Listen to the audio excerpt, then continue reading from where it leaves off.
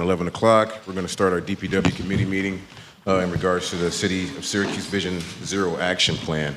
I'm glad to be joined by President Pro Tem Hogan, Councilor Nave, Councilor Monto, Councilor Peniagua, and Councilor Majuk, along with the Mayor's Office staff, Connor Muldoon, and the illustrious, what am I going to say?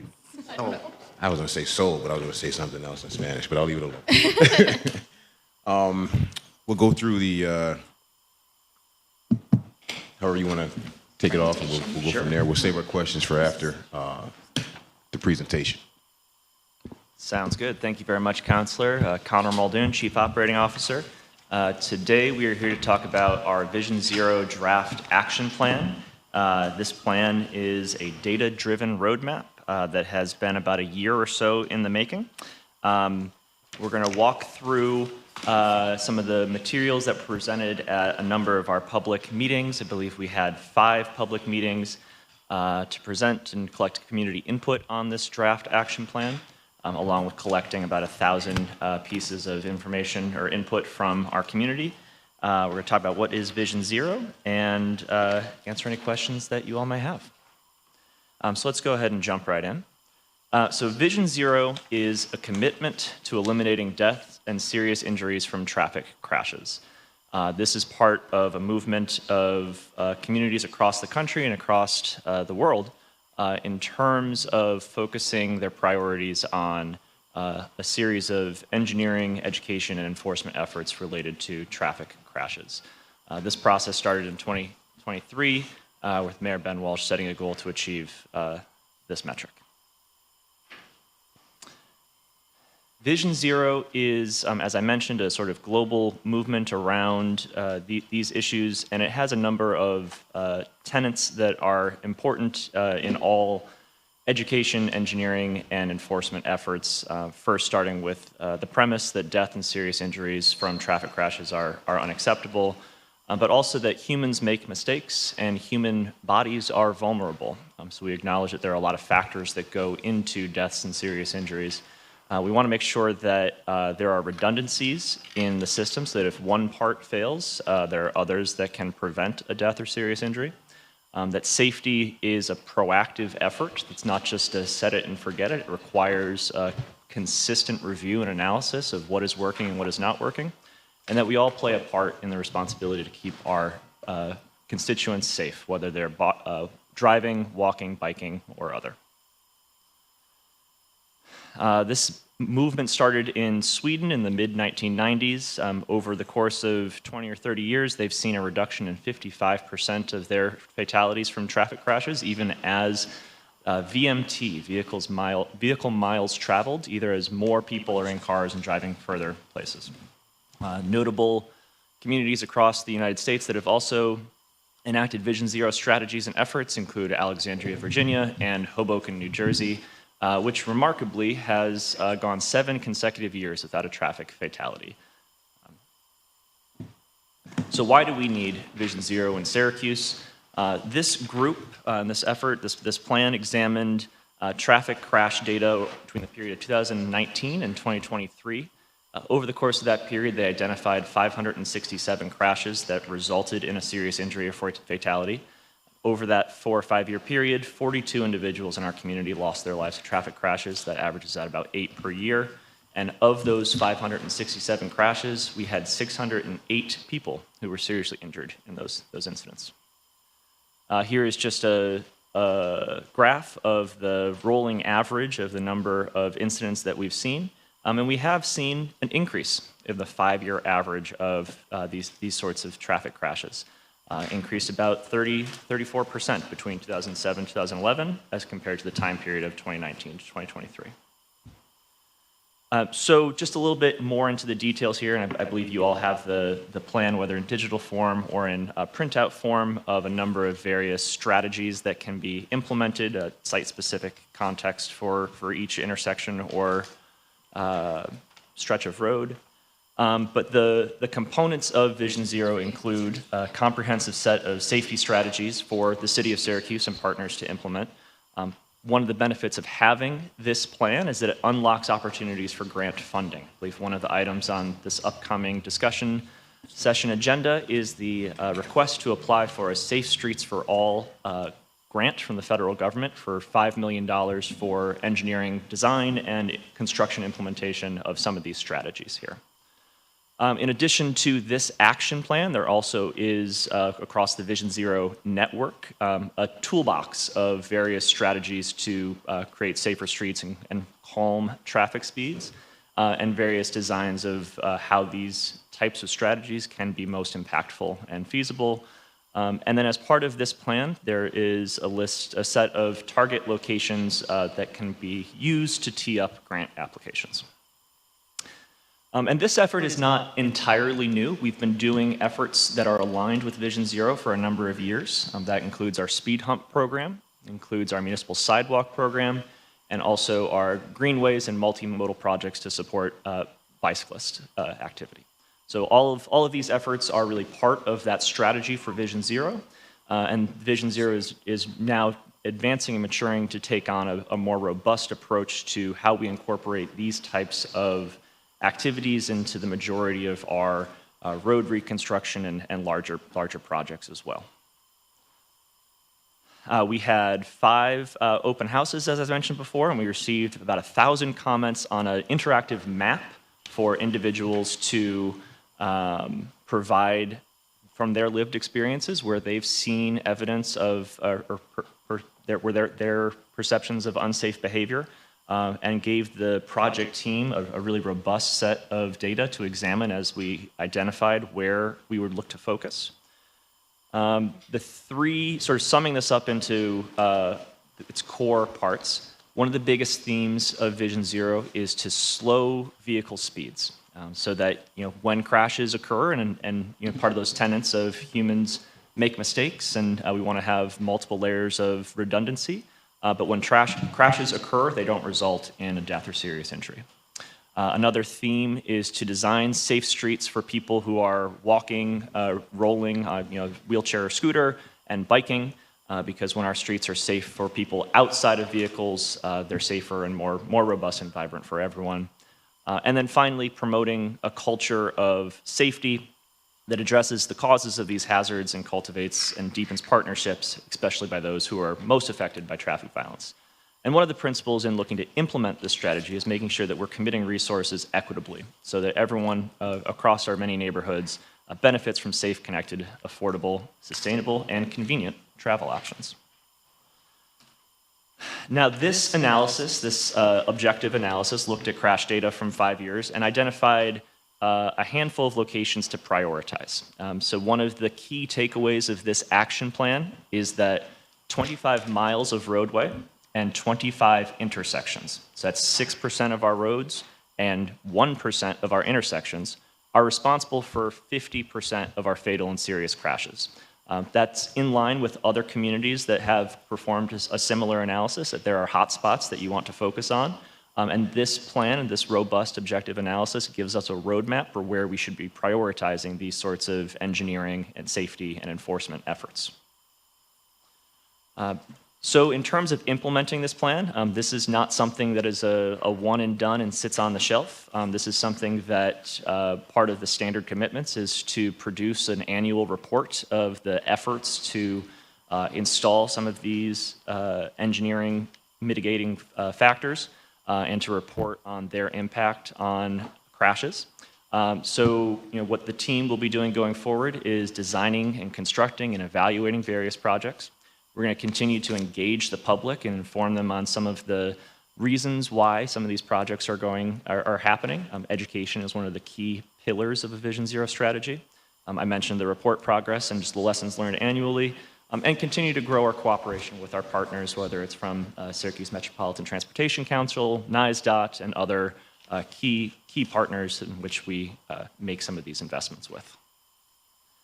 So that was just a very quick summary. I'm happy to dig into any additional details, but I will turn it over to you all. I have a question. Can I? Go ahead, yes. One of the most disturbing intersections we have, and I did not see it listed, what Syracuse.com reported, is Grant Boulevard and Court Street. It's a deadly. Give an example. I'm on Court Street, If I'm going to go on Grand Boulevard, I'm going to the stadium, I got to veer to the right. There's a double stop sign. I can't see oncoming traffic, so I'll wait for the light to turn green. I had an incident, almost got in an accident.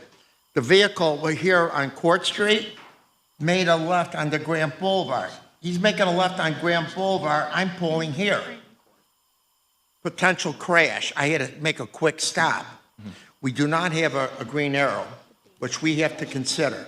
That's number one. Number two, another block going down Grand Boulevard is Turtle Street. I have seen twice 2 T-bone accidents where I was lucky. It wasn't me, it was the vehicle in front of me. The vehicles coming from Turtle Street, they did not look both ways. They went straight or made a right, vehicle coming, crashes with them. I saw 2 of them in the last couple of years. And I was pretty thankful that it wasn't me. Because when I'm going down to the Mets games and I see that. So right now I have a blind spot. I have a blind spot when I stop here. And I've always thought maybe we should have a blinking reds. Or just have a red stop sign here because it's hard to see. And then consider maybe having a left on green arrow. And I really would appreciate if we could seriously consider this because there's been crashes. Yeah. And it's important. Fair to take that in consideration. Thank you. I think one thing to respond to is that this analysis identifies from data that we have of where we've seen some of the most serious incidents, but it certainly isn't comprehensive of every single traffic improvement or traffic control device that could be installed. So, thinking about how are decisions made about stop signs and stoplights and things like that, every single decision is site and context specific, right? So you have to look at a number of different factors, including traffic volumes, crash history specifics, site distances, like you identified, Counselor, vehicle stopping distances, winter weather conditions, federal and state design standards that are intentionally created to promote safety and consistency. And the team has to enact a judicious process and requires careful study. But to your point, Counselor, we can absolutely look at those 2 locations to make sure that if there's any short-term changes that we can make. Yeah, I'd be glad to help you because it's right there, right, the central bus stop, though. So, people know better, not just to make, they have to veer to the right. Thank you. I have a quick question. You mentioned that to suffice financially these initiatives, we will be working with state and federal funding. However, I was just reading before I came to the meeting that the federal funding for these kinds of initiatives in January was either severely cut or eliminated. Then there was a court order in April to see if they could reinstate it. Do you know the update to that? And I would need to know more specifics on the which program that you're referencing. I do know it's red. It's the one that they're calling it Red Zero something. I can't remember but I can find that. Sure, we'll but it's the one that in the description that eliminates injuries and serious, traffic up to 2055. They do have our same description. So I'm going to assume that it has to be somehow correlated to our program. I think so. I think there's always a constellation of programs from federal government, from the U.S. Department of Transportation, the Federal Highways Administration, state and local opportunities as well. I do know that the program that we're currently looking to apply for, Safe Streets for All, that provides matching grants, or I think it's 80-20, a 20% local match. That program is still taking applications, and having a plan like this bolsters our likelihood of receiving that grant funding. So the state funding comes through the federal. It's coming through federal, or is it state funding? The one that we're applying for is a federal opportunity. Maybe you should look into that. Yeah. First question is, who did our study? This was a group, I think on just the very first page there. T.Y. Lin was the name of the consulting firm, but worked very closely with a number of folks from the city, various departments, along with an advisory group of local stakeholders as well. And they've been working with us for a while, right? A little over a year, All right, year and perfect. a half. Yep. Looking at the actual plan here, I see the majority of our crashes between 2019 and 2023, 4,713 roughly from a right angle crash. Is that from a person turning right or turning left? Is that what that is? Yep, yeah, Okay. so not directly in line with, so like a bumper to bumper kind of thing, Gotcha. but more of turns, that's correct. And then the rear end was 4,605, which was second. What is like the Vision Zero plan for that? Like, how do you prevent those type of things from happening? Because majority of that is where I'm going with this is asking what I asked you a couple meetings ago about how are we going to implement SPD and their traffic unit to tackle down with distracted driver related crashes. That seems to be the most that's been going on here. Yeah, so from an engineering perspective, there are dozens of different types of interventions that can be designed and then constructed and implemented. Things like speed control devices, daylighting intersections to make them more visible to pedestrians, raised pedestrian crossings, a number of different things that fit the specific parameters and dimensions of that intersection. And so it's difficult to say, we're just going to do a whole bunch of speed bumps everywhere and that'll work, right? Every single intersection needs its specific plan, Right. and this action plan gives us where we should be starting on the highest priority. And then going forward, as we make those investments, we'll have a new list of prioritized intersections and road segments to focus on. What would be the first step of like once we pass all of this? What has the administration? So the two things that we need to do, first is hire a Vision Zero coordinator. We've been working with the county on that job specifications, nearly finalized there. And so we're looking to post that in the next couple of days once we get the approval from the county, and then bring in a person whose job will be entirely focused on implementing this plan. So that'll be Neil 2.0. Neil 2.0, yep. And then apply for funding to make this happen, right? These are all fairly expensive projects. Anything out in the construction world costs time and money to do so. Takes a number of months or year or two to have all that information, the design specifications, put it out to bid, and then actually make it happen. But we're ready and eager to get going as soon as we can. Will that position be funded through the grants and things like that, or would it be funded through? That position was included in the operating budget for Operating DPW for this current budget year. Okay. So I have two questions. One is you spoke about the Greenway and multi-model project. And one of the things that I have seen is that when people are driving in the streets and there is a greenway, it seems that, it get treated as another or just a part of the roadway, right? Mm-hmm. In which, I'm concerned of eroding the intent of it, which is bikeability and people supposed to stay off that. How do we make sure that there is that the greenway is respected, and what are some of our enforcement measures around that? So I think there the three E's, right? Engineering, education, and enforcement, right?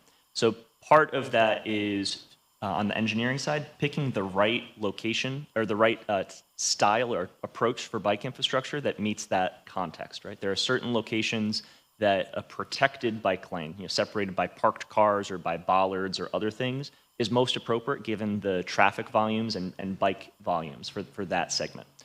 For other locations that we want to encourage safe biking, but maybe doesn't have the number of bikers that would require or that would lead to making a cost-benefit analysis to invest that higher intensity approach for a separated bike lane. You could have something like a sharrow or a greenway that communicates to drivers that bikes are supposed to be here and you should be watching out. And then that leads into education and enforcement as well. Education for our drivers of what do these green stretches mean, especially when they cross intersections and they have that sort of dashed approach, and that's a newer approach by our DPW to try to communicate that to others. So education to drivers, but also education to bicyclists to bike in a safe manner as well.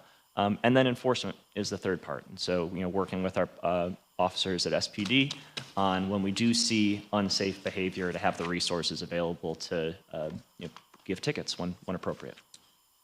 And in addition to that, have we talked to those that our habit bikers to see maybe what suggestion they may have, because it's as somebody that is very conscious and of the benefit of the greenway. It really concerned me, especially as people are just driving through and passing through, and it's kind of been in my mind. I'm like, we gotta do something Yeah. to really make sure that this space is left to bikers. You know. So we, as part of our engagement through creating the draft action plan, we held 5 public meetings and also had pop-up events where we were just at the Westcott Cultural Fair Festival and all of these places asking residents for their feedback. A lot of avid bicyclists came up to us while that was happening and gave a lot of their feedback. And the great thing about the online map was that they could pinpoint exact intersections or places where when they're biking, they don't like the way that this right turn makes them feel unsafe or things like that. So we were able to capture a lot of that through the map itself, and then also through the subsequent meetings after, when we had a more put together plan already, and we were sharing kind of the draft of things that were already there and having them react to some of the things that we were proposing to move forward with. So I think that we've captured a lot of it. That being said, you can't ever capture everybody, and so there's always room to gather more feedback and get more engagement from these communities who are biking more, walking more, and so on and so forth. But And my last question, thank you for that. My last question is, as we look at crashes, and one of the things that reduce crashes is the speed you were going, right? Absolutely. It's the speed you were going that really helps, right? And when I was a district counselor, I don't know, Ann or Neil, if you remember this, years ago, I had a constituent who wanted the speed limit to be reduced in their street. I reached out to the state, and the state said that speed reduction is a discretion of a city. It's not for the state. So in saying that, as we are looking at Vision Zero, what's our plan with the speed lit? Are we going to keep it on average of 30, or are we going to really look at it? And what are some of the what is data saying about crashes on side street as opposed to main streets? In the presentation or in the plan, it does talk about lowering it down to 25. My question was going to be to follow up with that as well. Is it going to be ideal to do that? Is it really going to be a major decrease of people speeding? And how do we plan on leveraging that? Yeah, the root cause is correct, that one of the most important things that we can do to improve safety for all of our users, whether they're in a car, walking, biking, et cetera, is to reduce speeds in vehicles. One of the primary strategies is to reduce the overall speed limit from 30 miles per hour across the city down to 25 miles per hour. That requires drivers to obey the speed limit, and that's through, again, education and enforcement. And there's also engineering approaches to making streets safer. When you're driving on a big 12, 14-foot wide road, your car, it feels much faster. It feels like safer to go much faster, even though you shouldn't be, depending on where you are and what the limits are of that location. One of the best things that we can do to reduce speeding in our city, and this is a problem across the United States. It's not particularly specific to Syracuse, but we certainly experience this. One of the best things that we can be doing is to enact our automated school zone traffic enforcement program. I know we have a conversation about that tomorrow, but providing that feedback to drivers, particularly in the most sensitive areas of in and around school campuses, is one of the best things that we can do for a safer road network in the city of Syracuse. Has any other city implemented this plan? A Vision Zero plan? Yes. Yeah, about 50 or 60 cities across the country have implemented Vision Zero plans. They're at various stages of maturity. I know Hoboken was one of the ones in the example that's been very robust. Jersey. In New Jersey, yep, right across the river there from New York City. They have very different built environment and density considerations that impact what are the appropriate strategies for them. Are any of them closely related to how we are? In the city of Syracuse, I would think Alexandria, Virginia would probably be the most closely similar to us that is further along in their journey on Vision Zero. Did they do their speed reduction as well? I don't know. We can look into that. Okay. They did?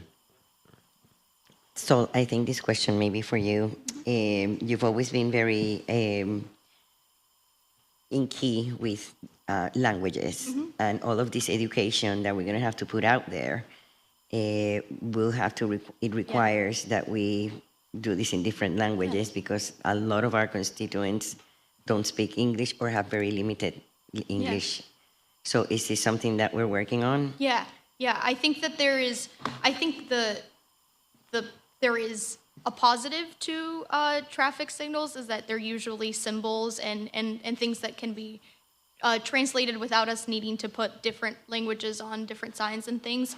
That being said, like a lot of this education that will come from that needs to be translated further. So like if we're going to be doing a fact sheet or things like that, and Right, that's that's what something I that mean, yeah. we're working on, not just for this program, but like for the city as a whole. Like I think we Like if you're going to have videos and stuff people can go to. Yes, yes. Yeah. So and we won't be doing it on our own too, which I think it's everybody's shared responsibility. And so hoping to get some community partners as well that will help us with in the process of doing that. So Excellent. yeah. Okay.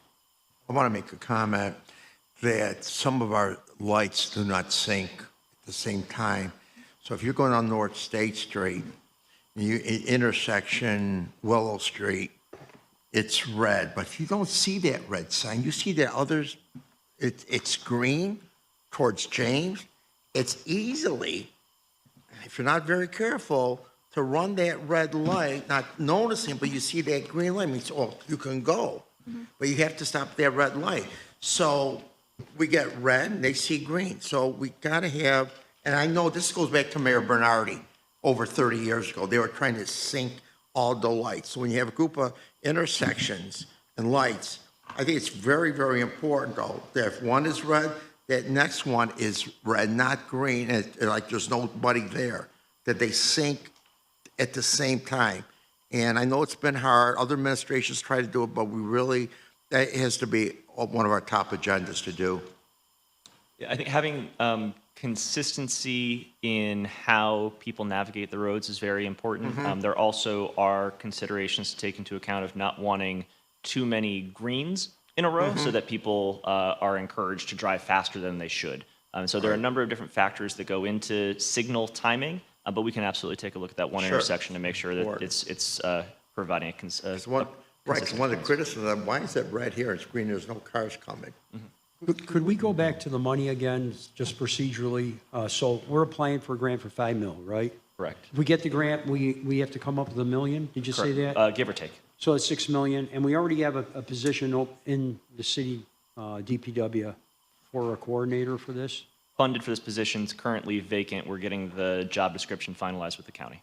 We would wait until we found out that we had got the grant, I imagine, before we hire somebody, right? We would want to hire that position now, regardless of this one specific grant, because there are other grants available, and that position could be helpful in preparing the information to apply for those grants. But there are other things that we can be doing throughout just our general road reconstruction and engineering, major projects or TIP projects or our TAP projects to incorporate Vision Zero activities and principles into how those efforts are designed and built and engineered.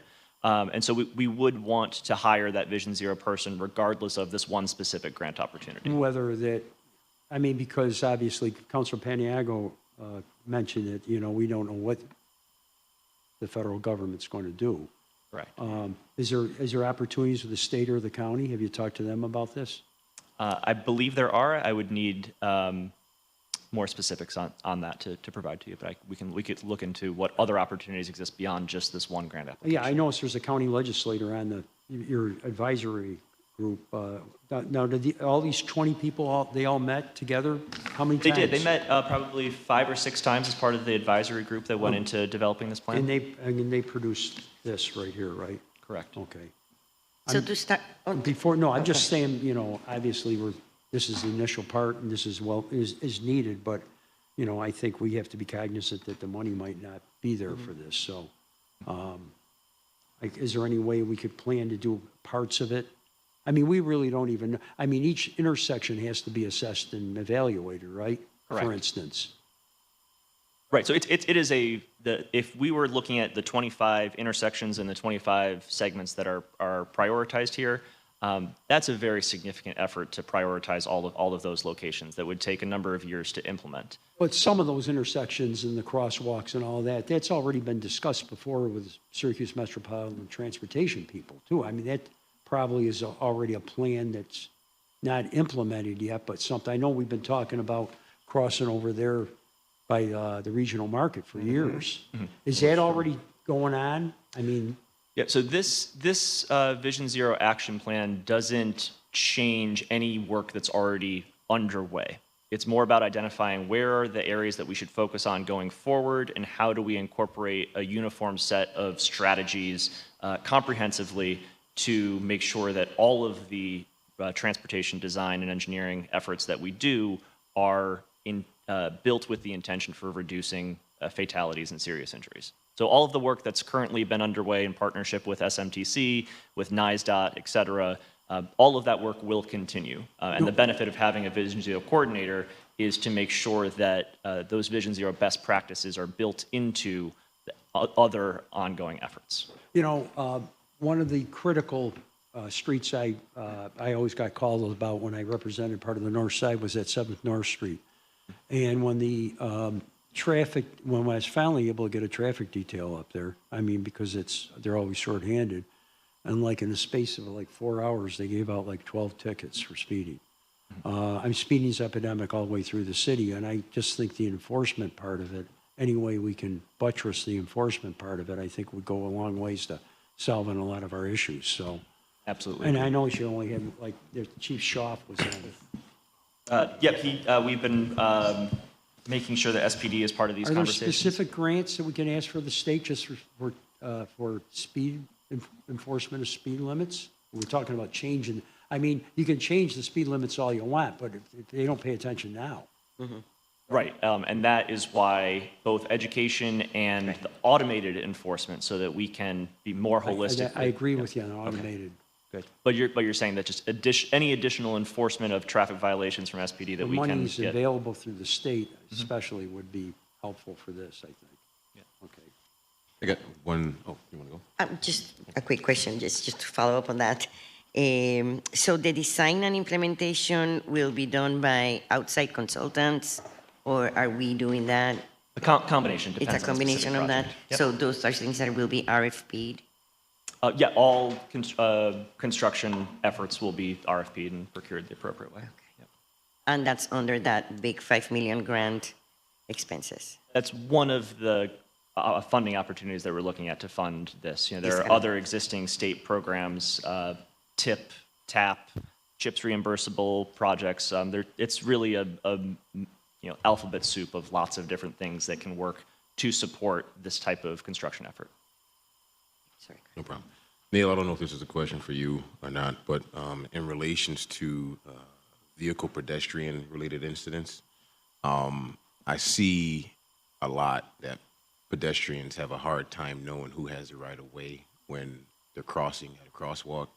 And I was just wondering, is there any way that maybe we could change, I know that's going to be involving funds as well too, but could we change our signals to say, do not cross versus a red guy and the white guy that's on the signals to really let people know, like, because nobody really knows who has the right of way. Vehicles think they have the right of way. Pedestrians think they have the right of way when they're riding bikes, and also with our VO people as well. So that's been one of my bigger issues and concerns in support of the Vision Zero plan. So. Great question, Neil Burke, DPW. Good to see everybody. I'm not up at the chair today, but I'm here to support. Sorry. So in short, yes. Again, when we adjust signals or traffic control devices, we always have to study, we always have to be judicious. But in short, yes. Part of this outlines some of those items that you're talking about, reducing potential conflicts. And some of that can be done by reusing the infrastructure we already have. We just need to use it to its fullest potential. So the answer is yes. Retimings, audible warning systems, APS systems, where you push the button, it talks back to you, lets you know. We've used them in fits and starts. We use them where it's busy and we think they're warranted, but we know they could be applicable in more areas than they are now. So whether or not we get the big fancy grant, that would be great. But if we don't, we'll keep plucking away at the intersections that we do rehab through our recon process, through other things that we can, maybe it's county or state money, but in short, yes, we can make adjustments to that, and that's definitely part of this because that's kind of one of the first steps up. It's easier to do a lot of those things than it is to reimagine entire corridors. Yeah, I think I remember going to, I think I was in Boston at one point, and they actually had a period just for pedestrians to cross before any traffic light changed to green.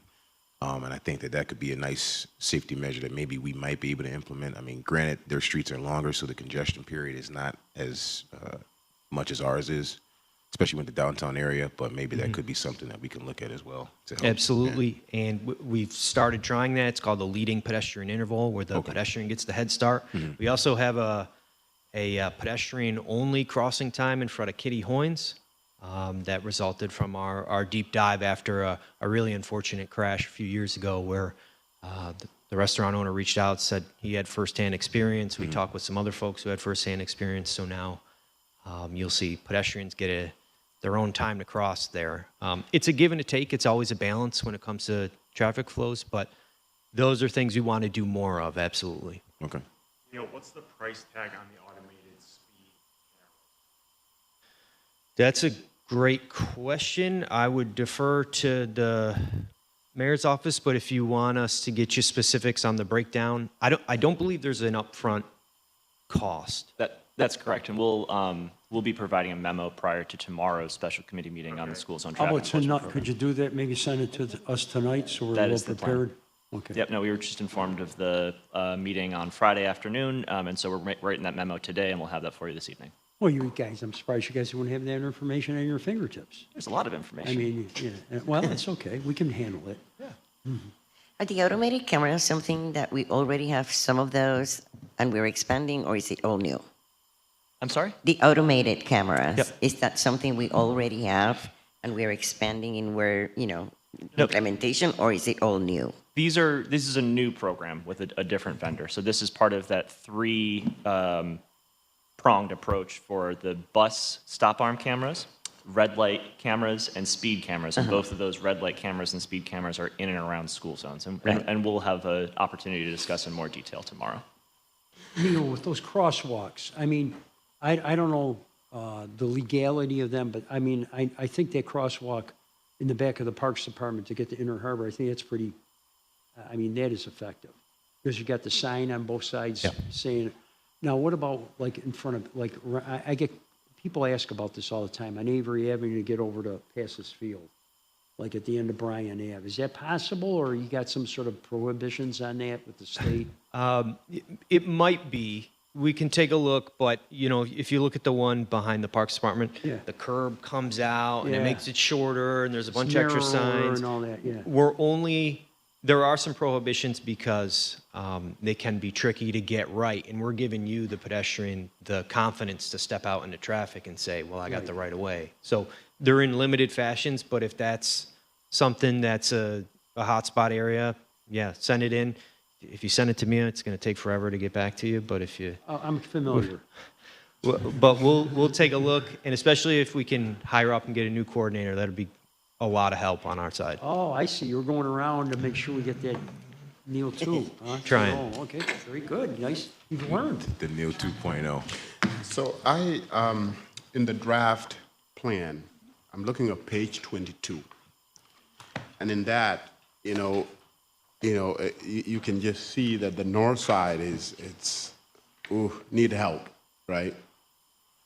And then when you look at the east side and especially the far end South Valley, you see that the crashes are so sporadic. They are few, right? What are some of the strategies around those areas? Or is it just because they are more neighborhoods? What's the reason why there are fewer down there than if you go to north side? So that would have to be a combination of density, number of pedestrians that are walking around, the number of vehicles that are going around. One of the interesting things that certainly came up in a number of our advisory committee meetings is that when you look at this map of fatal or serious injury crashes, you can see on here where some of our notable roads are in the city. You can see James Street, you can see Geddes, you can see Salina Street here. And so that gets to the effort of a two-pronged approach of looking at both problematic intersections and also corridors where we know that people are most likely going too fast. I want to make a comment about Hiawatha Boulevard. That's a deadly, because you have tractor trailers getting on, getting off 81, and people are trying to cross the street. You know, they're coming from Wall Street, Hiawatha. There are so many people in my district who do not have vehicles. And I want to talk up particularly about our new Americans who sometimes get overlooked. And they're going to the regional market, and I saw a family walking right on Texas Simone Drive in the middle of the road because there was no sidewalks there, and we continue to have that discussion about their safety, and we have not done what we should have done, getting the sidewalks done, and people were walking in the middle of the road, and I got his attention. Good. Go ahead, my friend. Great, timely comment about Hiawatha Boulevard. So we rebuilt the signal last year. It was really old at Hiawatha and Park, and that allowed us to put in pedestrian timers on either side. So you'll have a button, you'll have a box that counts down. We're doing the corners this season and striping a crosswalk. So there's bigger projects coming with state funding and federal funding. Those take a while. So we're trying to do whatever we can quickly. We did have some great outreach a couple of years ago with the New American communities on the north side, especially at the regional market where a lot of folks said, I'm not going to Wegmans, I'm not going to Tops, I'm coming down here once a week and getting everything that I need, but I need to be able to get back and forth with my kids, with the basket, and the lights are too quick. Right. So that's the type of stuff that we've been building on. I know, I wish I could make it happen today, but it's coming. Yeah, because especially on Park Street, there's a halal market, poultry market, egg market, you know, for a lot of people. And, you know, it is dangerous, and God forbid we have a fatality, but I have a job, too, we all do, but to ensure their safety, and it's maybe more intersections, and the people do speed, you know, Hiawatha Boulevard and Wall Street. But I appreciate, because, you know, this is a good discussion, we're bringing this to the attention, let's see what we can get done. So Assuming that we approve the plan, which is what we're being asked to do right now, right? Just kind of approve what the draft plan is. What's first out of the gate? What's the first thing that we do? And I kind of am having this question in my mind, would it be better for us to approve this in phases instead of one big plan? Because we don't really have a price tag on this thing, right? Correct. Okay. We have an estimated, to do everything that Neil Burke would like to do inside of this plan, what's the cost? Higher than is feasible to implement in the short to medium term. This is a long-term strategy between now and 2055 with an interim goal by 2035, I believe, to reduce our current number of crashes with fatalities or serious injuries by 35% over the next 10 years, over the next 10 years, which is a very ambitious goal, right? You have to start somewhere. Part of the application process for that one specific opportunity, not to say that there won't be more from state, county, or hopefully more from the federal government, is to identify projects. You know, we're looking at one in each quadrant that would be representative and get the highest return on our value relative to the size of that overall grant opportunity. So is there an argument to be made to maybe just have us approve the first bite? What's the first thing we do? So I think the approval here is more about the commitment and the strategy to take a comprehensive look at this citywide. It's not necessarily to say, do this out of the 25 intersections or 25 corridors, do this one and this priority, what have you, right? It's a very complicated set of inputs in terms of alignment with other grant opportunities, alignment with reimbursable funding opportunities through New York State, timing with other efforts like water main replacements and lead service lines and sidewalks. Like, it's a complex thing to make all the pieces fit together. I think because this plan is an action plan, it's not necessarily a funding plan or a specific, more detail than that. I think it would make sense to approve this plan as more of a sort of set of community intentions from the administration, from the council's office to say, we as a city take this effort very seriously, and we're going to try to pull every lever that we can to improve the safety of our road conditions. So I would agree with that. However, along with Councilor Monto's question, how much of this do you need from the council? What do we have to approve? What don't we have to approve? I know we want to change the ordinances for the speed limit. What else would you need from the council? I'm just trying to say for us to work together to actually have we got the plan, we know what needs to happen, but how are we going to implement it? How are we going to move forward so that we all can be on the same page instead of approving this plan and then we just, go with the flow as it goes. I just wanted to be more structured. And I mean, of course, with the message to the community that we do take this very serious and with the consideration, but just so that we all can be on the same page and actually know where we're going with this instead of just approving something and then sitting back and letting it just go as it goes. So this action plan is a set of strategies and locations to focus on, right? Right now, we do not have legislation in front of this body that says we're looking to do a citywide reduction in the speed limit right now. That would be that would require a separate legislative action that we could discuss and debate and approve, that you all could approve. Understand. So right now, this is really about saying you've analyzed the data, you know where to focus on, you've gotten input from the community, a very robust amount of input from the community, and the plan communicates the city's intention to focus on this from a variety of different perspectives. So any specifics about spending money or any specifics about other items that require legislative approvals, like reducing the citywide speed limit, would have to come before this body. So I would say that the movement would be to approve the plan, find that person that we can hire to actually coordinate the plan and everything like that, and then we move from there. Correct. So the $5 million plan potential, right, coming from the federal government, if it's still there, it requires a $1 million allocation from the city from the get-go. Correct. That's 80-20 local, 20% local match. So it is a financial decision, not only strategy and implementation throughout the city.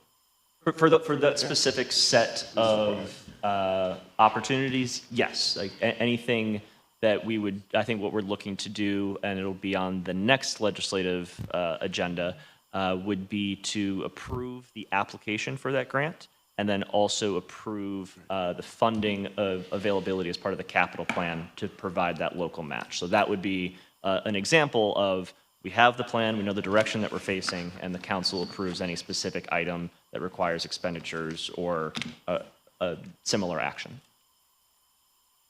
So once we submit the grant, what's the turnaround of that? Where's the timeline?